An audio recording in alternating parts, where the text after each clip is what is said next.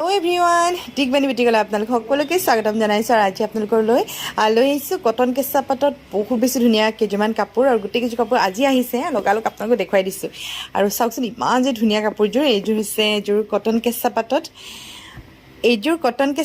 এৰিয়েদি work কৰা হৈছে বহুত বেছি ধুনীয়া হয় কাপোৰযোৰ আৰু এইযোৰ কটন কেঁচা পাটতে আছে এইযোৰ বহুত ধুনীয়া হয় চাদৰখনৰ মাজত একদম ডাঙৰ ডাঙৰকৈ কাম কৰা হৈছে আৰু এইযোৰ আছে কটন কেঁচা পাটত ঘিচাই দি ৱৰ্ক কৰা চাওকচোন ইমান যে ধুনীয়া আৰু এইখন মেখেলাখন আৰু এইযোৰ আহিছে কটন কেঁচা পাটতে এইযোৰো বহুত বেছি ধুনীয়া হয় এইখন মেখেলাখন আৰু এইখন আছে চাদৰখন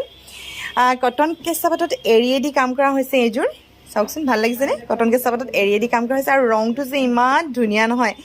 এইখন আছে ইয়াৰ মেখেলাখন আৰু এই যে আপোনালোকক দেখুৱাইছোঁ কটন কেঁচা পাটতে এইযোৰ গোটেই চাদৰ গোটেই কাপোৰযোৰ এৰিয়েদি কাম কৰা হৈছে